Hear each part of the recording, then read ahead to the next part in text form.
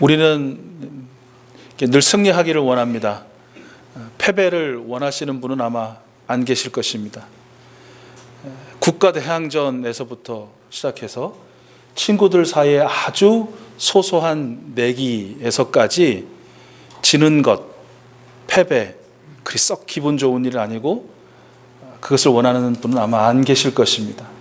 혹시 지난 명절에 친족들끼리 모여서 윷놀이를 하셨든 고스톱을 하셨든 그런 10원짜리 내기 하나에도 잃고 나서 기분 좋은 사람, 지고 나서 기분 좋은 사람 없습니다. 꼭 이기기를 바라고 또 승리를 원하죠. 저는 참으로 우리 익수 가족들 여러분 모두가 삶의 모든 영역에서 항상 승리를 체험하는 귀한 인생들 될 수 있기를 축복합니다. 물론 우리가 원하는 승리라는 것이 물불 가리지 않는 사악함이라든지 사람을 짓밟고 올라서는 비열함, 또 다툼과 분쟁을 일삼는 것에서 오는 그런 승리가 아니고 오직 경건하고 품위 있고 조용하고 평화로운 믿음을 통한 참 승리자들이 다 되실 수 있기를 축복합니다. 우리 때에 참 승리자가 되는 것도 참 귀하고 소원하는 바이지만 부모된 분들 입장에서 보면 우리의 자녀들이 그런 승리자로 살기를 아마 간절히 소원하실 것입니다. 특별히 자녀들의 승리라는 것이 여러 영역에서의 승리도 귀하지만 신앙생활에서의 승리, 이것이야말로 신앙하는 부모의 참 바람이 아니겠습니까? 요한 3서의 기록처럼 우리는 우리 자녀들이 그 영혼이 편안함과 같이 모든 일이 잘 되고 항상 건강하기를 바랍니다. 그러나 더 원하고 바라는 것이 있다면 우리 자녀들이 진리이신 예수 그리스도 안에서 매일매일을 살아간다는 것, 그 소식을 듣는 것이야말로 우리에게는 더할 나위 없는 큰 기쁨이고, 신앙생활에서의 승리란 무엇인가? 그것은 바로 진리이신 예수 그리스도 안에서 매 순간을 살아내는 것, 바로 그 주인공이 우리 자녀들이 되기를 소원하는 것이죠. 모두 그렇게 소원하십니까? 아멘. 아멘대로 진실로 하나님께서 이루어 주실 줄로 믿습니다. 오늘 말씀 함께 읽으셨는데요, 이 디모데 전서 후서는 누가 쓴 것이죠? 사도 바울이 썼습니다. 누구에게 쓴 것이죠? 디모데에게 썼습니다. 그렇죠? 바울은 디모데 전서를 시작하면서 디모데를 무엇이라고 부르고 있나요? 믿음 안에서, 예수 그리스도 안에서 나의 참 아들 된 디모데, 이렇게 이야기하고 있습니다. 그러니까 바울도 우리처럼 부모에 된 마음으로 디모데에게 이 편지를 썼다는 얘기가 되겠죠. 오늘 본문 말씀 조금 위에 읽어보면 바울의 마음도 우리 부모 된 사람의 마음과 똑같았던 것 같아요. 이렇게 말하고 있는데요, 아들 된 디모데여, 예언을 따라 내가 이 명령을 그대에게 내립니다. 그대는 그 예언대로 선한 싸움을 싸우고 믿음과 선한 양심을 가지십시오. 선한 양심을 버리고 그 신앙생활에서 파선당한 어떤 이들과 같지 않도록 주의하십시오.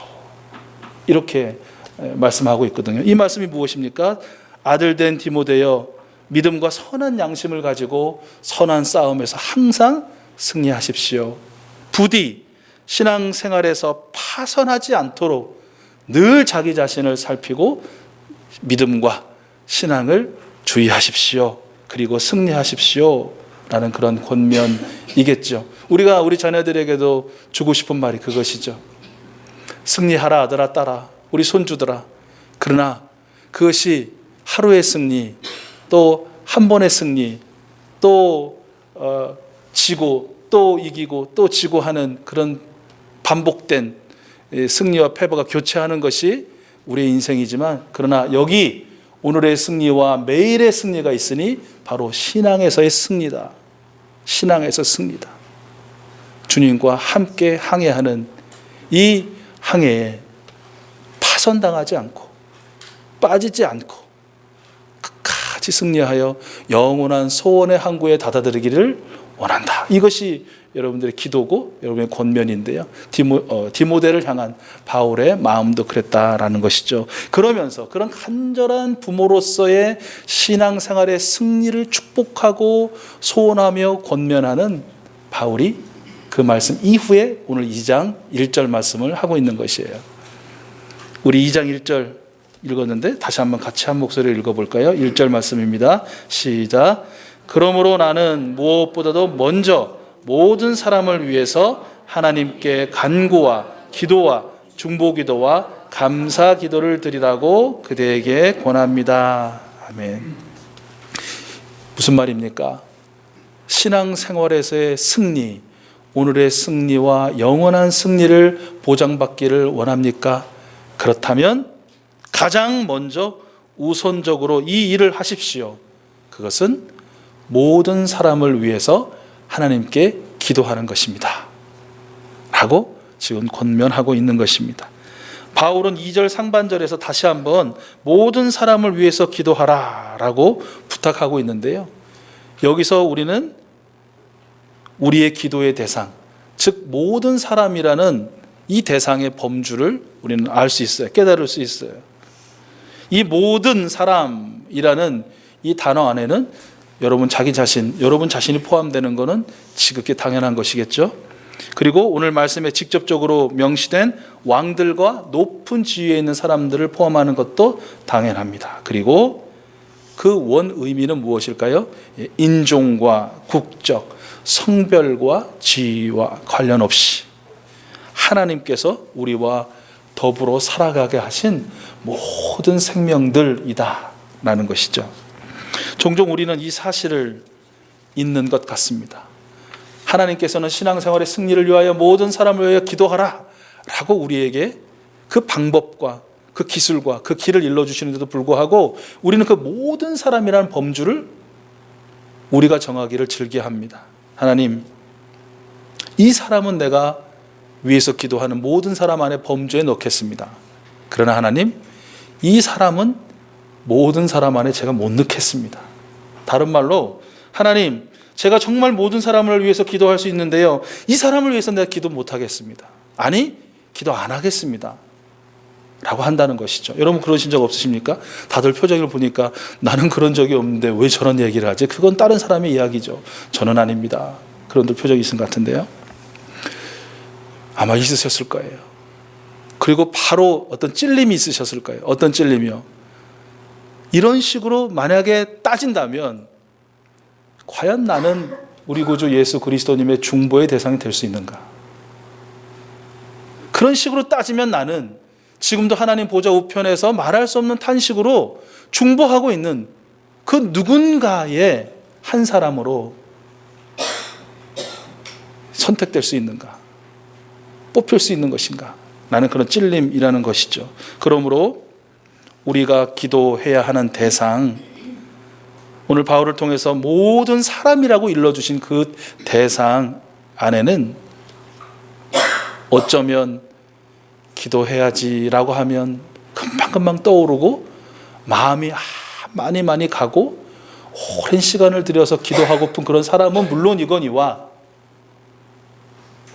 기도하기 어렵고 기도하기 싫고 기도 못하겠는 그 대상을 오히려 더 포함시켜야 한다. 우선적으로 포함시켜야 한다라는 거죠. 사실 모든 사람을 위해서 기도하되 왕들과 높은 지위에 있는 사람들을 위해서 하나님께 기도하라라는 이 바울의 권면이, 이 권면을 듣고 있는 디모데가 목회하고 있는 교인들 마음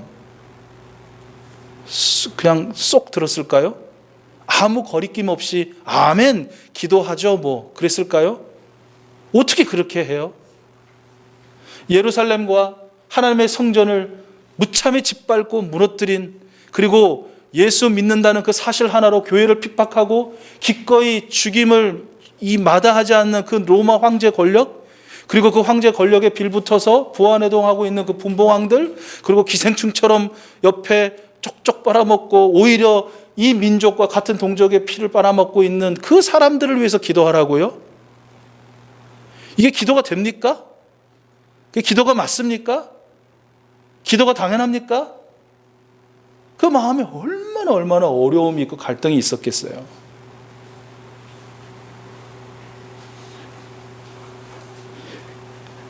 십수년 전에 제가 그 섬기던 교회에도 많은 분들이 야, 지금 대통령을 위해서 기도한다는 건 말이 안 된다, 이러셨던 일이 생각나요. 그리고 정권이 바뀌고 또 새로운 대통령이 들어섰을 때 야, 이 대통령을 위해서 내가 기도를 못하겠다, 이런 분들도 계셨어요. 아마 어쩌면 지금 정권도 그러실걸요. 사람에 따라서, 권력에 따라서, 또 상황과 형편에 따라서 기도할 수 있는 대상과 기도하지 못하는 대상, 위에서 축복할 수 있는 대상과 위에서 절대로 축복 못할 그런 대상이 우리는 수시로 바뀝니다. 왜요? 그 기준이 나 자신에게 있기 때문이죠. 그러나 하나님은 말씀하십니다. 그 어렵게 고민하고 갈등하고 그 자체로도, 그 생각한다는 것 자체가 괴로움인 디모데와 그 디모데의 교회에도 사랑하는 아들아, 신앙생활에서 파선하지 않고 승리하고 영원한 하나님 나라의 그 소원의 항구에 들어가기를 원하느냐? 그렇다면 모든 사람을 위해서, 특별히 네가 정하는 그 범주의 모든 사람이 아니고 하나님께서 너와 더불어 이 같은 시대에 또 같은 삶을 영위하게 하신 그 모든 생명들을 위하여, 특별히 네 마음이 어렵고 네 마음이 힘들고 네 마음이 괴로운 그 생명을 위해서 기도하라, 이렇게 말씀하셨죠.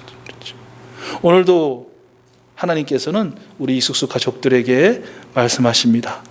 사랑하는 아들, 딸들아, 내가 원한다. 너희의 신앙생활이 오늘의 승리와 영원한 승리를 모두 얻기를 원한다. 그렇다면 모든 사람을 위해서 내게 기도하라. 특별히 기도하기 싫고 기도하기 어려운 그 생명을 위해서 기도하라. 하나님의 이 권면에 순종하고 순복해서 신앙생활에서의 승리를 누구보다도 뜨겁게 경험할 수 있는 저와 여러분 될 수 있기를 소원합니다. 하나님께서 이 일을 얼마나 보시기에 좋은 일이며 기쁘게 받으실 만한 일로 여기시는지를 바울이 여기서 기록하고 있죠. 우리 3절입니다. 말씀 3절 같이 한번 읽어볼까요? 시작. 이것은 우리 구주 하나님께서 보시기에 좋은 일이며 기쁘게 받으실 만한 일입니다, 그러셨습니다. 하나님께서는 우리가 모든 사람을 위해서 기도하는 것을 보시기에 좋은 일, 이거 어디서 많이 들으신 말씀이죠. 하나님께서 처음 세상을 창조하시고 완전한 하나님의 평화 가득한 세상을 보시면서 하셨던 말씀, 보시기에 좋았더라. 우리가 모든 사람을 위해서 기도하는 그 모습을 보실 때 하나님이 그 첫 세상을 보시는, 그 아름다움을 보시는, 그 향기로움을 보시는 그 세상을 보는 것 같이 좋게 여기신다는 것입니다. 하고 싶지 않으세요? 하나님이 그렇게 보신다는데. 또 하나님은 기쁘게 받으신다고 그랬습니다. 가인의 제사처럼 엉터리로 드리는 그런 것처럼 보셔서 안 받으시는 게 아니고 정말 자신의 피를 흘리는 것처럼 제물에 피를 흘려 하나님이 원하시는 예배를 올려드리는 아벨의 제사처럼 하나님은 우리가 모든 사람을 위해서 기도하는 것을 기쁘게 받으신다. 하고 싶지 않으세요? 하나님이 기쁘게 받으시는 일 하고 싶잖아요. 우리들은 하나님이 외면하시는 일, 인정하시지 않는 일 말고 하나님이 기쁘게 받으시는, 흠양하시는 그 일을 하고 싶지 않으십니까?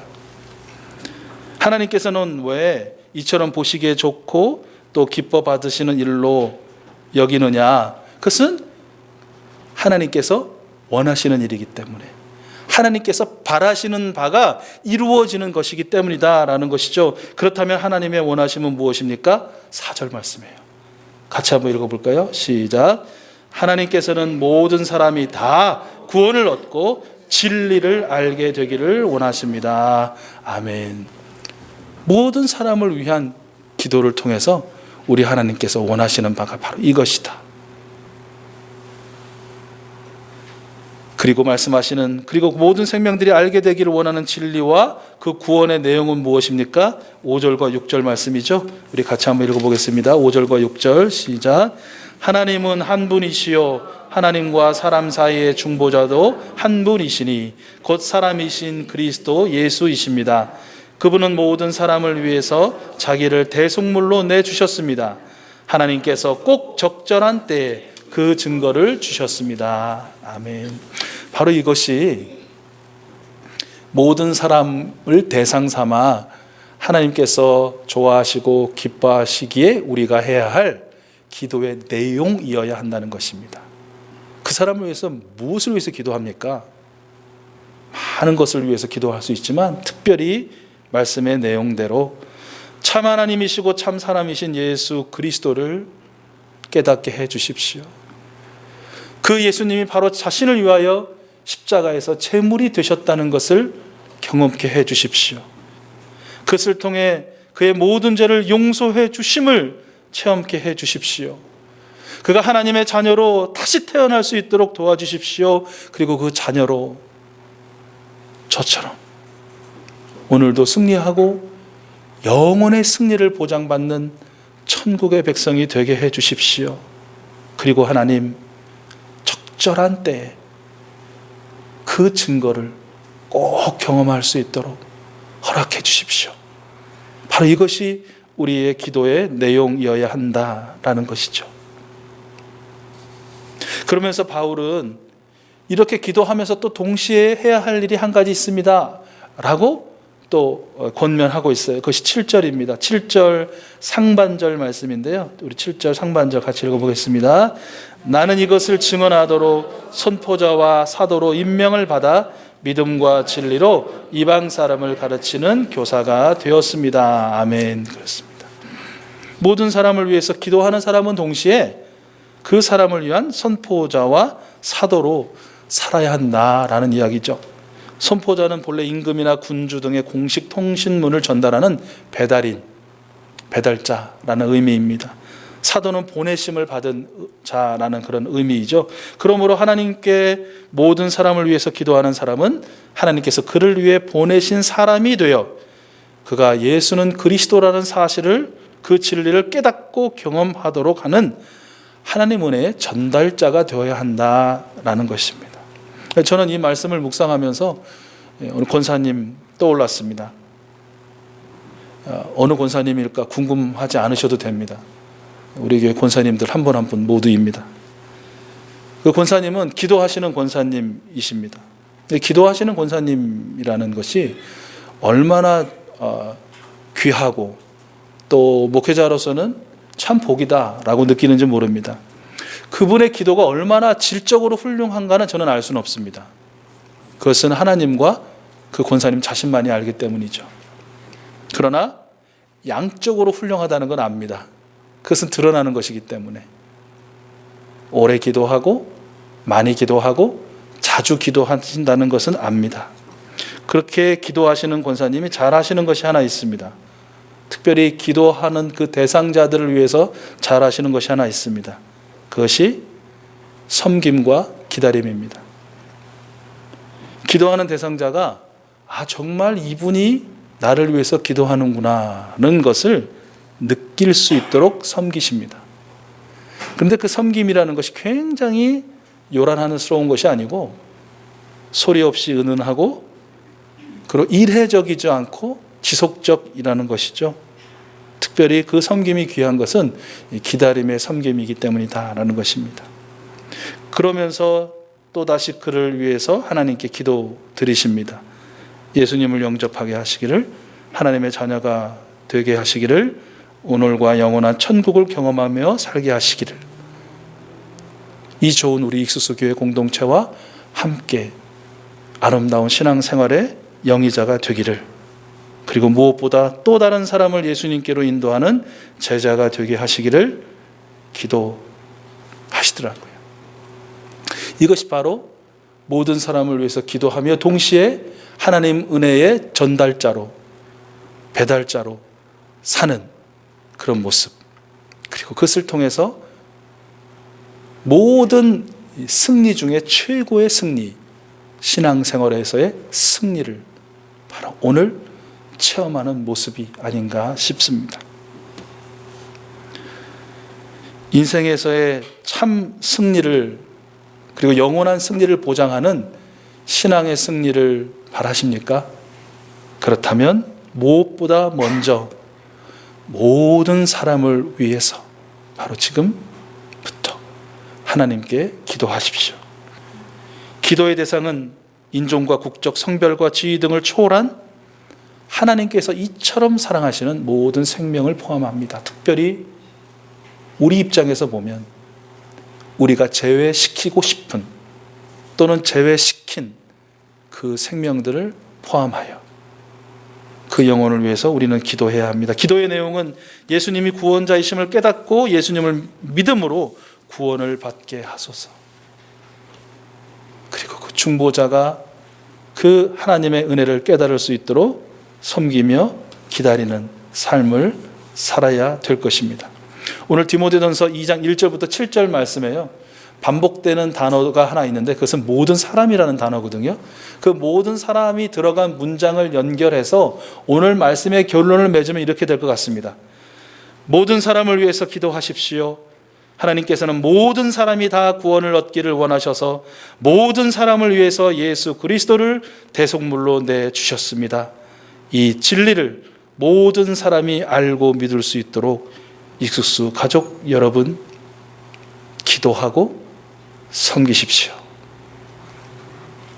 하나님께서 모든 사람을 위해서 간구와 기도와 중보기도와 감사기도를 드리라고 명령하셨으니 우리는 그 명령에 순종하고 우리 하나님께서 허락하시는, 하나님께서 기뻐하시는, 보시기에 좋게 여기시는 멋진 신앙의 승리자로 이 한 주간도 사실 수 있기를 축복합니다.